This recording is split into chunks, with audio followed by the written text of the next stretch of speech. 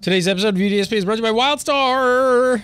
If you guys have not pre-ordered your copy of WildStar yet, you need to head over to GameBreaker.tv/deals because we have 20% off on this bad boy, and there's no reason you should be paying full price. It's good for both the standard or the deluxe edition.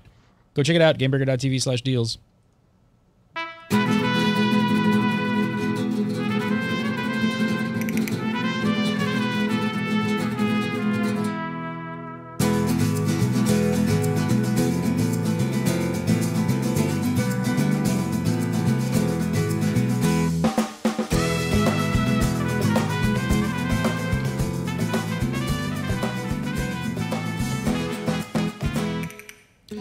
What's up, everybody? Welcome to episode 45 of UDSP, the WildStar show. Man, the time is getting close.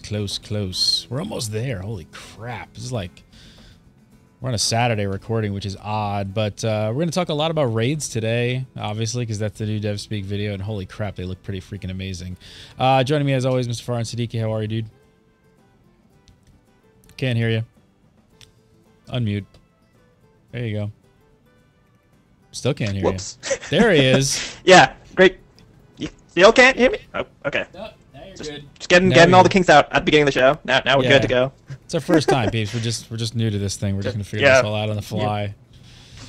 Mr. Mark Taylor joining us as well. How are you, sir? I'm doing well. What's going on? Not much. Farhan, you might be a little loud now. I don't know what happened with that muting, but all of a sudden, I just want to turn down. Depends how you talk. I don't know. We'll see. Just go with it for now. All right, we're going to talk a lot about WildStar. Really quick, I got a quick announcement to make, something we've been working on for quite a while. I don't want to spend too much time on this, but we're freaking really excited at GameBreaker to be launching something. I kind of tweeted some teasers out, this, that, and the other thing. Again, I'm not going to go super into this in depth, but GameBreaker has launched a new division of GameBreaker called GameBreaker Media. And if you're familiar with, if you're a live streamer, a YouTuber, podcaster, and you are looking to generate revenue from your content, we are here. So we've built out a complete backend very similar to YouTube. I'll give you a little, here, let me show you what it looks like here. Make this a little smaller. So when you join GBM, you basically get your own dashboard. None of this data is real. It's just a dummy account, just showing you guys off a little bit. But basically what we can do now is we can bring you all the offers and the deals that GameBreaker you've been hearing us talk about forever. You know, like our WildStar deal and Dark Souls and all these other games and things like that. We now have the ability to bring them to you, and you can generate revenue off of them. So you get a full-on dashboard. You get all kinds of click data, conversion data, payout data, as well as you can get all your offers in here, reporting. You can see what deals we offer. You know, how many people are converting, get all your links, all this kind of tracking information. It's pretty robust. It's pretty cool. If you guys want to check it out, we are not accepting every person at this time. We may at some date, but if you want to sign up, GameBreakerMedia.com is where you can go. Click sign up. A little questionnaire you fill out there. So this is for YouTubers, live streamers, podcasters, anybody who is a content creator. I guess a couple of quick notes, because I think when I say that stuff, a lot of people think, you know, YouTube networks. And I guess in some ways we may be similar, but we're very different. We don't own your content. We don't own your website. We don't own your YouTube channel. We don't own your live stream channel. There's no contracts. You opt in, you opt out. If you want to advertise it, you do. If you don't want to, you don't. We've been up and running. I think today is day 6. We've been up and running day 6. We have about 40 people signed up, and I can tell you that in 6 days, someone has already earned themselves a couple $1,000s. So I'll leave couple up to that. So somewhere between 2 and 3. Let's put it that way, in 6 days. So this is really, I've been trying to do this forever. You know, GameBreaker's been focused on the integrated video stuff for quite a while now, and I wanted to really figure out a way to bring it to you guys. So check it out. If you guys are content creators, go over to GameBreakerMedia.com, sign up, and someone will get back to you at a later date. So, all right, let's talk about some WildStar though. Holy crap, man, we're in the home stretch here. Yep, 2 weeks to the day. People are in open beta right now, still streaming. To what we got, like less than 24, about 24 hours left of open beta. But the big news this week, I mean, obviously the open beta is closing, but the big news this week is the raids, the DevSpeak video. Holy crap! Holy crap! Hardcore.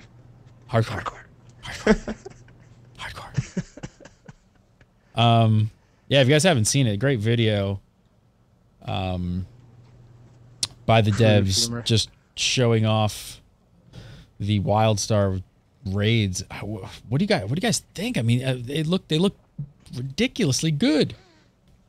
They do. It's clear that they really invested quite a lot of resources into this thing. Rating is not like a footnote for WildStar. I mean, this if for people out there, when we first started talking about WildStar, the Telegraph system obviously being the big thing that they were bringing to the table, and a lot of MMO players said, "Oh, it's easy mode, and this is gonna make the game so damn easy." Blah blah blah. I mean, can we kind of just put that to rest at this point? The Telegraphs are not going to make this game easy mode. You ever seen one of those TV shows where a good guy or a bad guy gets like a little laser dot on him from like someone who's obviously got a gun that's got a laser pointer on him? That's what this equates to. So just because you can see that there's a laser dot on you and now you know that you're effed does not mean necessarily that you're like, oh, I'm going to Bruce Lee my way out of this. You know what I mean? I mean, at least half the times when you're in like serious fights, you've got those telegraphs on you or around you, and as you're running away, it seems like they're stuck to you. So it just gives you an idea of like what you're supposed to try to avoid. But it doesn't mean that you're going to be able to do it. Running in these circles and like back and forth, like it's just insane. Yeah. I mean, hats off to Carbine. They are hardcore. They're really going and they're really pushing that in this video about hardcore MMO players. How would you guys say that this type of content compares to earlier game content? Are we getting prepared for it through the whole experience, or is this just take it to a completely different level when you do get to max level and you start raiding? I think that they do a pretty good job of training people as you go up, especially if like you take it in the full progression of just like random quest mobs to like the ship hand encounters, which some of them have some pretty interesting telegraphs, especially later on. The adventures then brings it up another notch. Then you have like the dungeons. Then you have like the veteran dungeons and adventures, and just to make it completely clear that this is an intended like training route, they have that attunement for the raid. You can't actually just enter the raid without having gone through all of that content and done it, because that's part of the attunement. You have to get a silver medal in every veteran adventure and every veteran dungeon, which is not easy. It's quite a bit. So nobody's going to be able to actually even enter the raid without having gone through the hoops of learning how telegraphs work and becoming a better player, probably. And Stefan Frost reemphasized that in the live stream last week. Basically, now you got a low mark, by the way. Today. Sorry. Can you hear me now? Yeah, that bit. Yeah. Can you hear me now?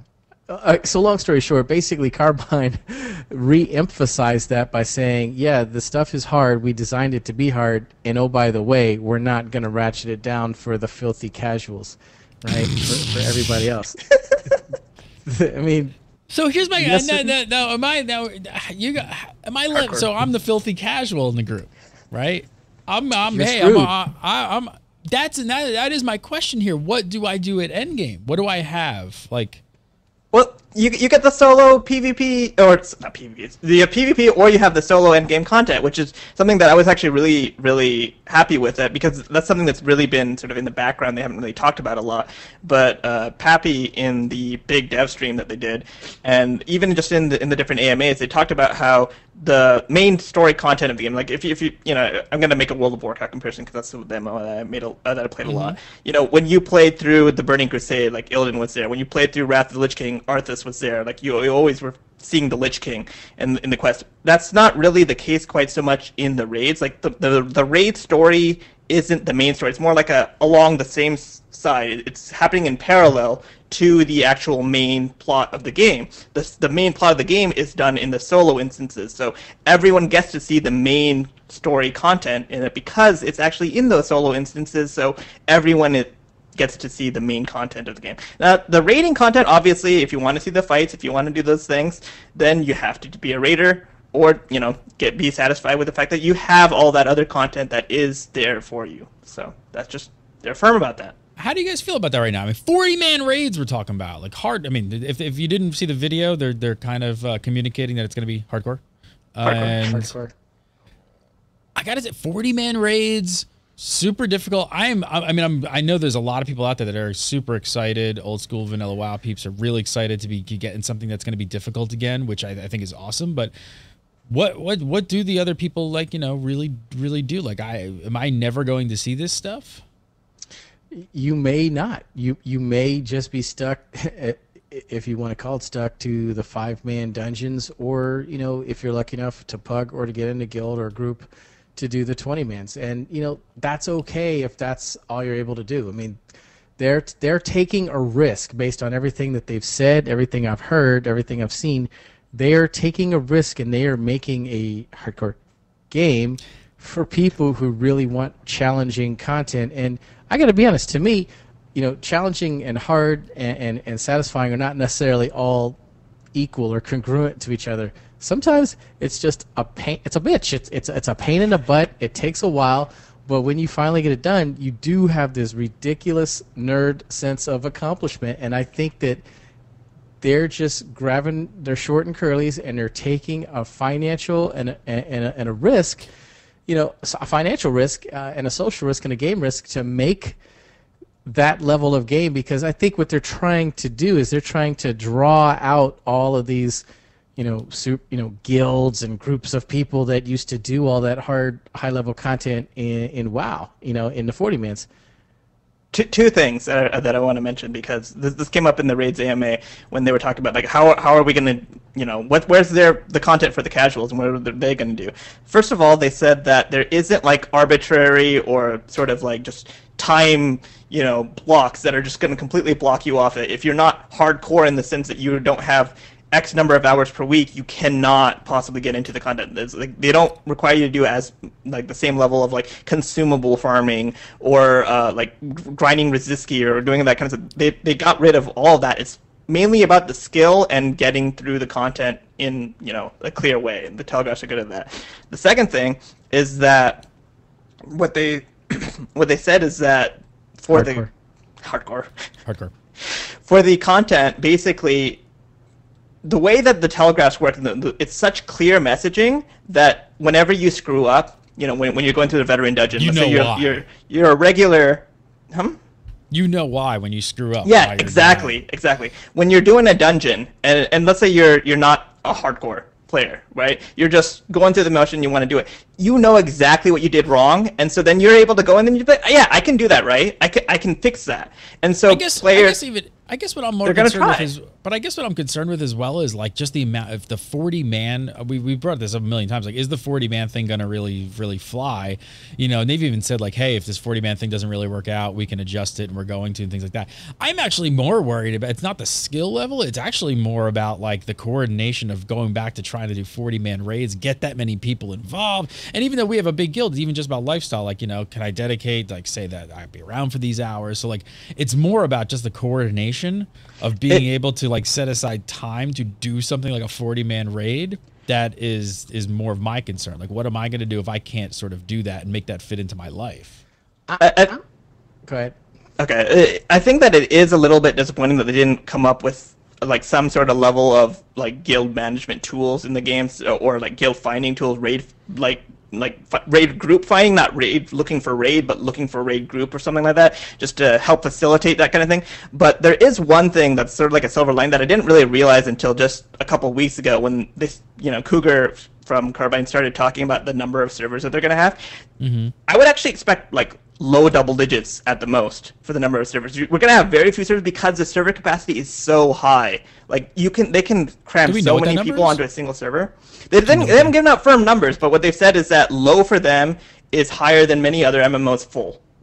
So I don't know exactly what the numbers are, but what they've said is they're really, really confident that they can have very few numbers of servers. And he's being, as a director of operations at Carbine, he's being really, really, really just conservative with the number of servers. They're thinking, can we possibly have, and this is something that's going on right now, people want an RP PvP server, people want an Oceanic PvP server. They're thinking, okay, well, what if we just make it a RP PvP server that is also Oceanic, so that during the North America time it's RP PvP and the rest of the time it's Oceanic, just so that we have one less server to split people among. That's the level of conservativeness that they're going to. They don't want to get it to the point where, okay, after the launch hype finishes and people start branching out, and people will leave the game. You know, they don't want the servers to be empty, and they aren't going to be. And if you look at some of the server forums, like the main PvP server forum, there's so many guilds listed on there, and I was just like, wow, this is actually really encouraging, because maybe you actually will be able to recruit enough people for those 40-man raids if the servers are that, you know, dense. So. Yeah, I guess my thing, you know, it's hard because, like, you know, and even asking you, Mark, you know, being with Guild Umber, you got a bunch of hardcore players and things like that. But I guess I gotta wonder, like, if I were to take 1 million people, let's say there's 1 million, let's just say there's 1 million people, you know, playing WildStar. There'll probably be more, but just say that that's a number. What percentage of those 1 million people will end up fitting into this category of seeing this content? That's my big question. I don't know. I don't know what that answer is. I don't know. And maybe it's okay that maybe it's not even, you know, that high. Like I said, they look awesome and they make me want to get to that point and actually see this stuff. And maybe that's the point, is that they'll turn into, you know, people who are a little more casual will really want to see this content. Because, you know, people have been making sort of the old school World of Warcraft comparison for quite a while about just 40-man, things like that. But there is nothing old school looking about these raids. I mean, they look, at least from watching these videos, that they're bringing something new to the table. So my take on it is they're putting a lot of stuff into the game. They're putting a lot of things that may have been in games past that you haven't seen in a while, like the 40-mans, and definitely like the war plots, which is basically like a PvP raid, for lack of a better word, a guild-on-guild raid. The thing is, though, is you don't. That's content that's there for the people that want to do it, but it does not mean that you have to do it. And I think that maybe. But doesn't this seem like a really big? This seems like a really big selling point. Like, this seems like a really big thing for this game. It definitely is. It is, but it is to the hardcore to try to get them to come back to that type of play, because a lot of hardcore guilds, way more hardcore than my guild will ever be. You know, there are some just amazing guilds with some great players out there that have just kind of given up. Like, I've heard it over the last 2 or 3 years, that have just kind of given up on MMOs in general, right? That are doing single player games, or they're doing Eve, or they're doing things that where they can try to guarantee their level of pleasure, or whatever you want to call it. But just because they have these awesome things, those are things that, you know, hardcore, or people who want to say they're hardcore, because as hardcore as I think I am, there are some guilds that make me look like a pansy, right? Whatever that is. It doesn't mean that you have to do that content. There is so much out here to do, that you could get to level, you know, 50 max level with your guild and still have plenty of content and be just as happy. If you do nothing more than ever just do the 20-mans consistently weekly with a smaller guild, or even if you're pugging that, that's enough to check the block on your standard AAA MMO. You know, Sure. What they've done is they've just increased the bar so much that now there's something that the people who, because, you know, as hardcore as you want to be, the problem with hardcore is that hardcore can easily become, you know, a synonym for this is a second job. That's exactly my point. That's what I hear. Yeah, and so that's probably the problem with hardcore. The problem that hardcore can easily take that next level, and now it's an extra job, and that's where you start seeing guilds split, guilds, you know, implode, explode, whatever. People leave, they do a step off, and they form their own guild, or they merge with another guild. And that's its own other bailiwick, and that's part of the problem that happened with WoW with the 40-mans, in addition to the fact that you couldn't find hardcore people that wanted to do it consistently. So there just is that, and there's no right or wrong answer to it, and I don't want to try to preach or proselytize the way that people should do it. I guess all I'm trying to say is, for the standard guild, let's say you have 30 people in your guild, you have enough people or enough slots that you can do a 20-man and just be perfectly happy and check a block with your standard MMO experience.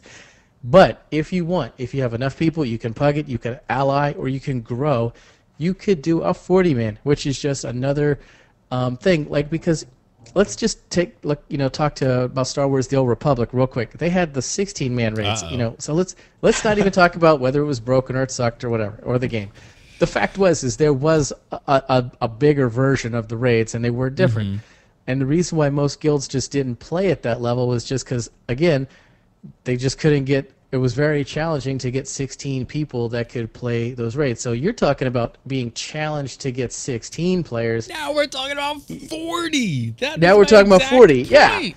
I'm watching chat room and everybody's saying the same thing. Like most people don't want to think of an MMO as a second job, and that's exactly what I'm thinking. I'm like, hey, so because of that, and let me just wrap this up. So because of that, that's the reason why I think your standard guild, whatever you want to call them, whether you want to call them casual, whether you want to call them hardcore casual, you can even call them hardcore. Your standard guild, whatever you may think yourself to be, if you can just get to max level and you can do the 20-mans consistently, that should be your high water mark of success. That should be your bench, in Mark Taylor's opinion, that you're successful and you're having fun. And then that other crap, the 40-man, the whatever, the war party, that's just extra stuff out there for the more established, older, bigger, hardcore, whatever you want to call it. It's just more content and more capability for them to do. I would just, as my last comment on it, I would just add that, as much as, like chat room is throwing out different percents of what they think, how many people are going to get into 40 man, it's like 1%, someone else said 3 to 5% or whatever it is.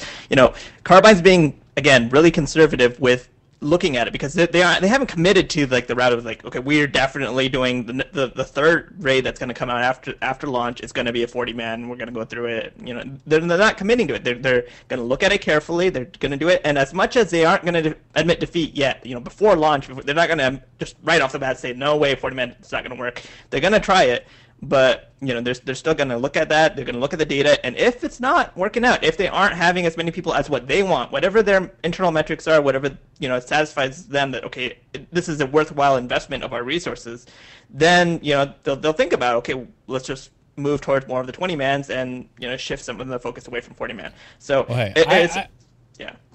I'm all for. I mean, believe me, I'm bringing it up to play devil's advocate, but I'm all for an MMO company kind of taking this route of hardcore, high end, really difficult content. I mean, I always go back to the Dark Souls reference, right? It's like that game has proven that there is a community and a type of gamer out there that wants that real hardcore challenge. And I think MMOs, as I've been saying for years, have become feel good slot machines where you could be on the phone eating dinner, playing with your feet, and you could probably still just level pretty easily in most MMOs these days. It's pretty, you gotta suck pretty damn bad to die in most MMOs, just like normally playing. They've gotten too easy. So I'm all for dying and want to smash your keyboard. I mean, I'm playing Dark Souls. I almost broke my controller 5 times. I mean, I love that, and I don't usually get that angry at games, but I was like, oh, that'd be great. I think it'd be awesome if an MMO had that. Anything else? Anything in this video really stand out to you guys? I want to know if you guys have any clarification on one thing that stood out to me was when they talked about you're not going to be able to go to some website and watch some video and get some walkthrough to kind of guide you through this. How much of these encounters, do we know how much of these encounters are sort of randomized, or how is that working? So it does vary quite a bit through the content. So a lot of the videos that we've been able to see so far are actually just from the 20-man content, because that's the raid that was actually open to us in the full normal closed beta. There's that mysterious internal beta that's been doing the 40-man stuff as well. But in terms of the 20-man stuff, there isn't as much. I mean, there is some randomized stuff, like what they've talked about in terms of maybe on this boss, there's combinations of bosses and so forth. There's a little bit of randomness there. But from a week-to-week standpoint, I think what they were actually talking about in terms of just the videos won't be able to teach you as well as actually going in and doing the content is because with such clear messaging as Telegraphs, when you're actually in there, then you get why, that I need to be able to run to the right to be able to miss that telegraph or something, because you see it on the ground. It's so damn clear. But I want to be clear for people to understand that what they mean in this video is not these are not fully randomized encounters. Oh, these sure. These are scripted raids that are going to play out the same way each time, with maybe some slight randomness. Exactly. The most random one that they talked about in the raids AMA, I believe, not 99% sure, but maybe 98% sure, is that they said that there is a boss in, I think, Datascape, like the Elemental Guardians. And so there is a boss for each of the 6 elements that they have in WildStar, like life, logic, earth, fire, water, and air. And there are different combinations. So there's a set of 3 bosses and another set of 3 bosses. So there's 9 different combinations of bosses that you could see for that encounter, and it depends on a week-to-week basis which one you'll get. Now, instead of it just being like, okay, this boss has these attacks and this boss has these attacks, and just deal with them at the same time kind of thing, they actually said that the full encounter changes completely depending on what combination of bosses it is.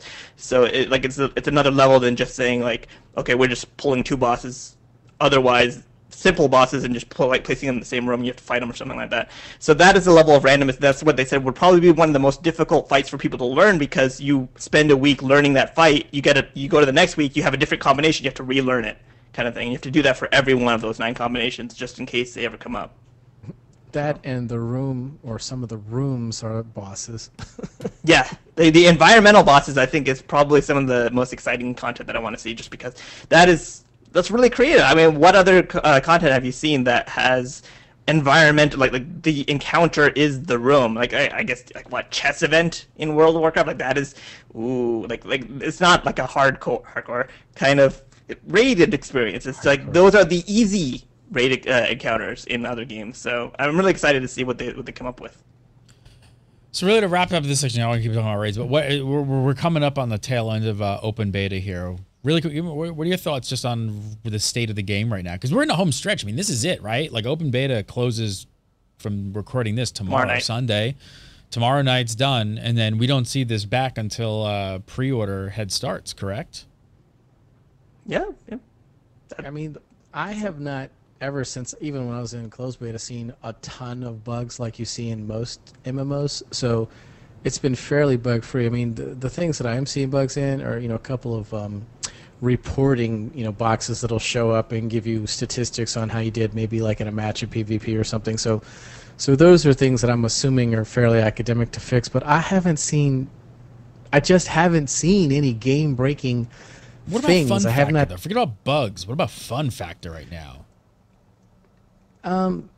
So now it seems to be on track. I think the quests, and that's just any MMO, quests could always be more exciting here and there, depending on where you are. There seems to be a lull. Up to level 30, you're great, and then from level 30 to 35, it might kind of just suck, and that's just because maybe the writers weren't on their game for those quests. I don't know.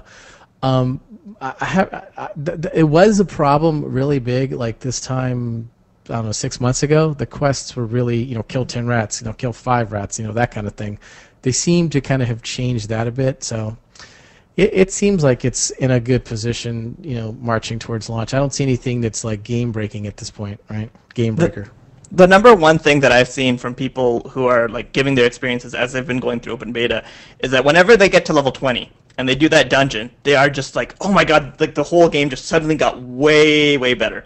And I know that sucks, because like we always say in MMOs, like, oh, you have to get to this level before it gets good. And like yeah, it sucks. Why don't they just put it earlier? I do think that they've improved the questing, especially if you play as a group, because they have those prime mobs, the ones with the little red outline. I don't know if anybody's been questing out there and they find those red mobs and they just suddenly get slaughtered by them, because they are balanced around like 2 or 3 people fighting them at the same time, not just a solo person.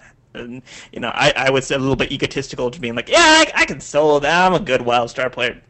It's painful, especially on a warrior. Like, you just like don't have the heals to get through that. But those mobs specifically speed up questing so much. I really recommend, if you guys if you want to get to the quests faster, if you find that that's a little bit too much of a grind, find another player, mentor down to them, because if you're lower level and you're fighting higher level mobs, you get way more experience, and kill those prime mobs with the little red outline, because they're going to get 5 or 6 times more experience than the regular mob packs, even though they're only like maybe like 2 or 3 times harder. So it's definitely worth doing that, and you'll speed up your questing experience. It'll become a lot more enjoyable, and hopefully, I'll have like a little add-on coming out in the next week and a half or so that will really hopefully help. I know that it sort of sucks because the open beta will be over, but by launch, to really hopefully really push the whole episode content of the quest, because I think that there's a lot of really good story in WildStar's quest, but just the way that the questing UI has been presenting it becomes really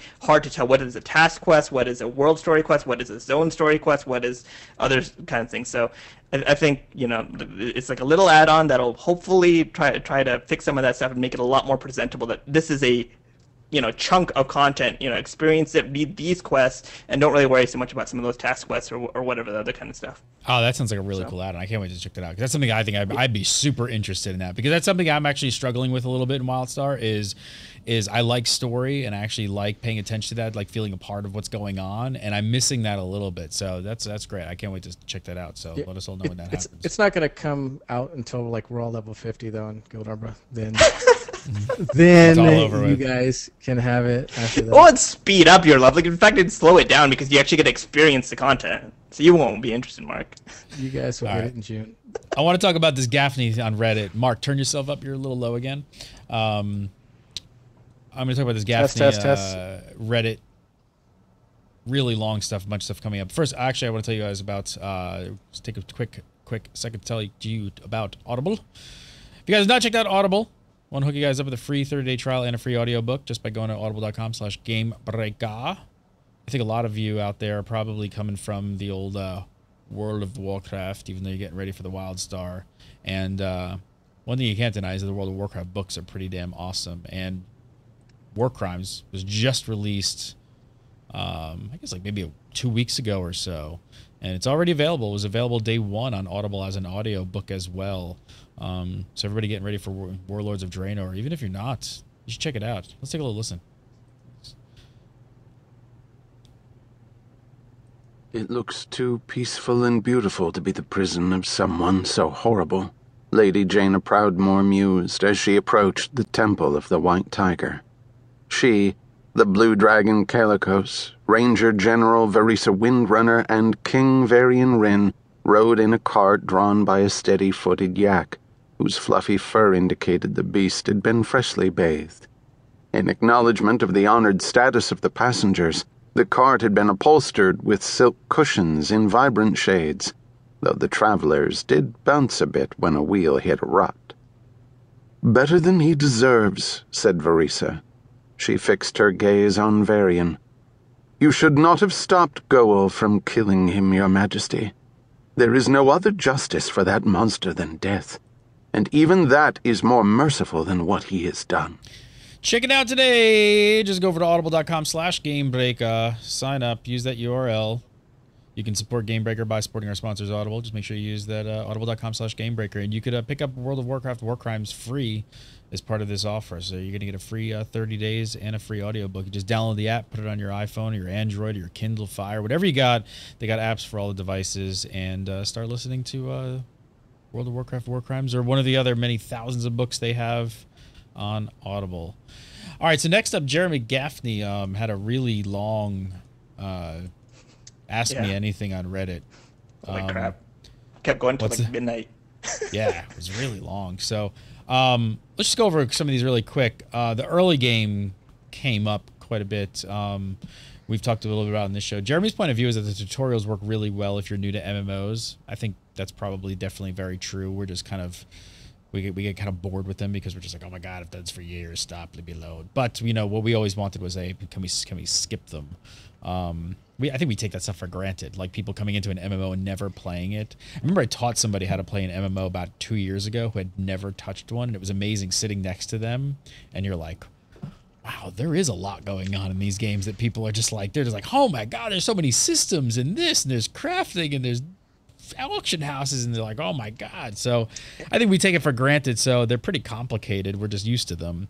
So they're pretty happy with them the way that they work right now. So it sounds like they're definitely going to stay, which I agree. I think they're pretty good. I just got bored of them. After you do it once, I don't want to do it again. I agree completely. I think the biggest thing also getting taught in any MMO is netiquette. How do you act, the etiquette for playing MMOs. How does that get taught in the tutorial? No, I'm saying you're talking Just about early from a on teacher when you play. person. I'm just saying that's something that no game can teach you. That's something that you only learn over time. Yep. Yeah, it depends what guild you're in too. If you're Umbra, you're just a dirty scoundrel. Line up, suit up, shut up.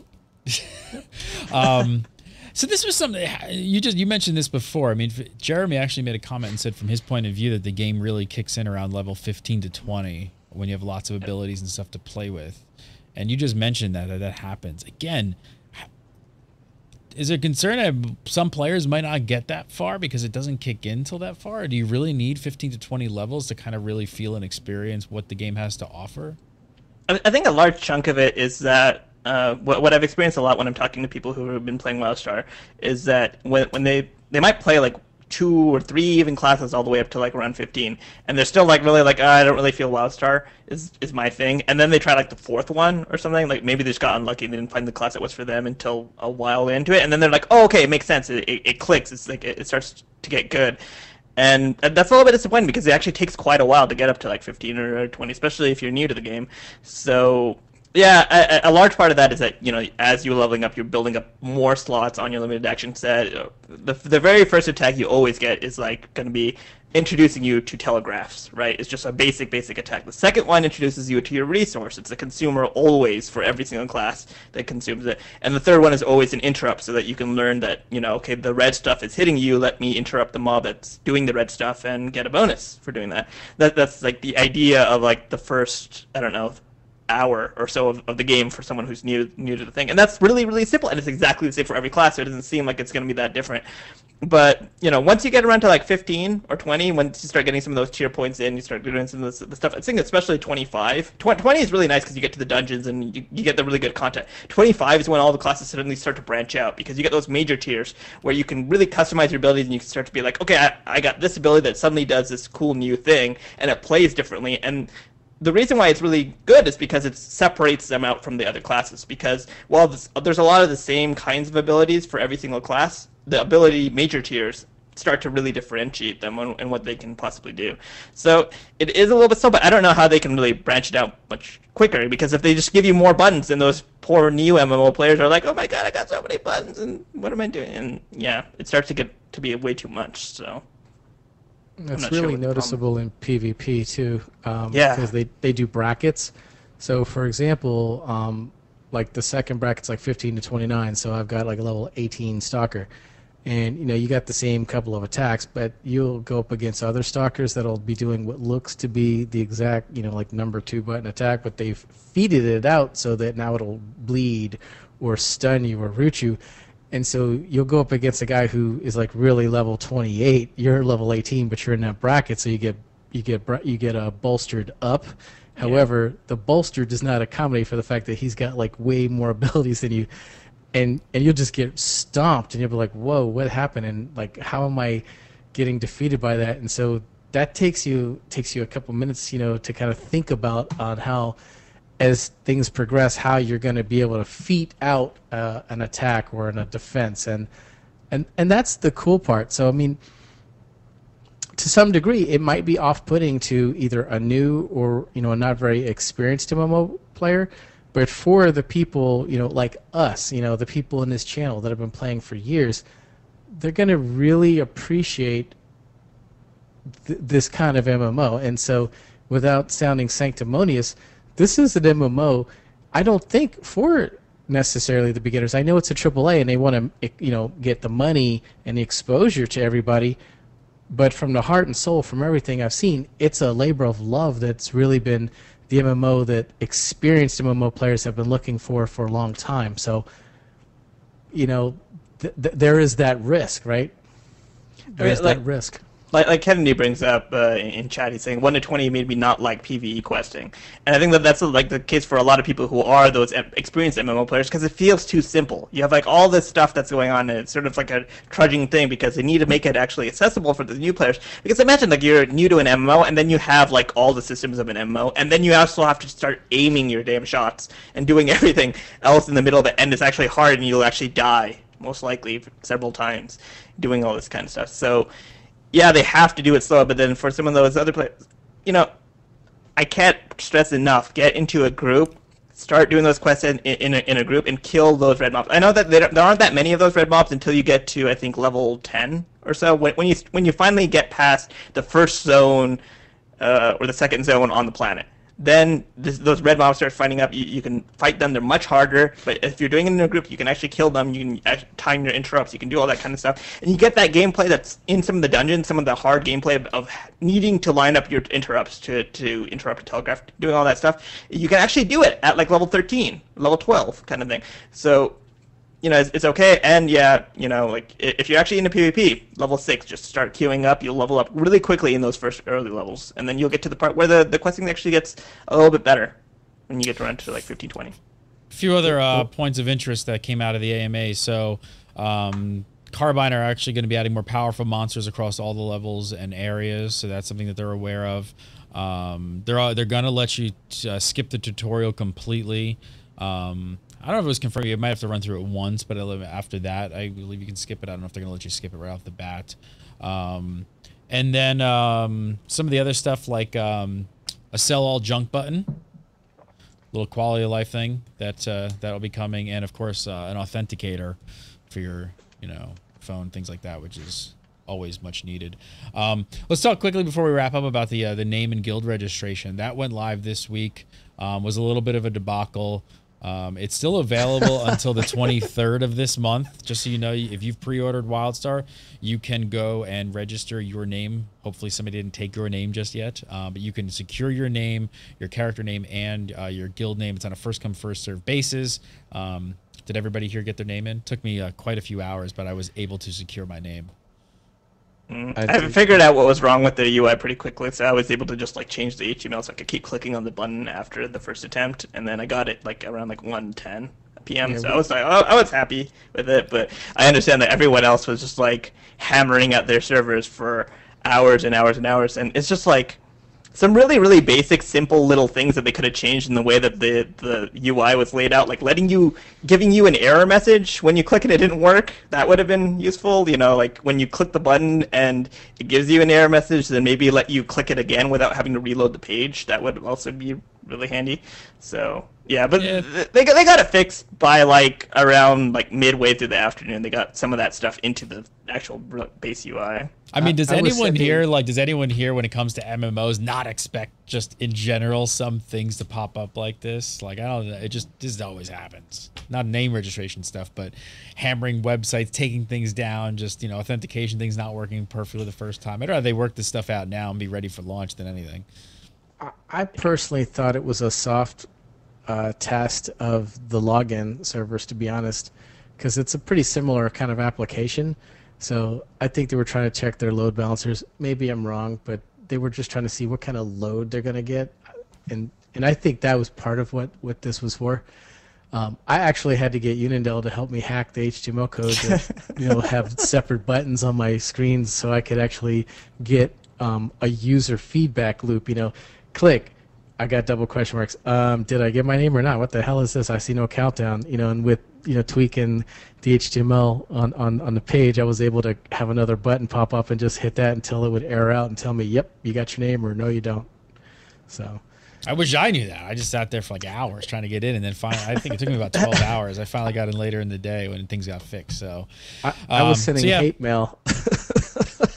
Yeah, Twitter blew up. They definitely had a few issues. So if you guys haven't registered your name, go over. You can do that now, and things seem to be all working. Hopefully you can still get your name. All right, we'll be back next week. Got more stuff to talk about once the beta's over. Mark Taylor, follow him on Twitter at Guild Umbra, and of course right here on the UDSP, which is happening on weekends live. If you guys want to show up live, it's weekends for the next couple weeks. We'll be back to normal day and time pretty soon. So follow Mark Taylor at the Guild Umbra. Mr. Farhan Siddiqui, follow him at Unindel, UNINDEL. And right here, we'll be waiting for that add-on announcement soon. Yeah, should be good. All right, check it out. Follow me at Gary Gannon, follow GameBreaker TV, GameBreaker TV. Check out our deals, GameBreaker.tv/deals. And, if you guys haven't checked out, I should just mention really quick, one of our sponsors, go check out World of Tanks. It's absolutely free. If you guys haven't checked out the 9.0 update, it's freaking awesome. gboffer.com/tanks. Check it out. Go download it. It's totally free. Not pay to win. It's an awesome game. Definitely worth having on your desktop. All right, we'll be back next week. Beta will be down, so everybody will be sad. But we'll probably have tons to talk about. So see you next week.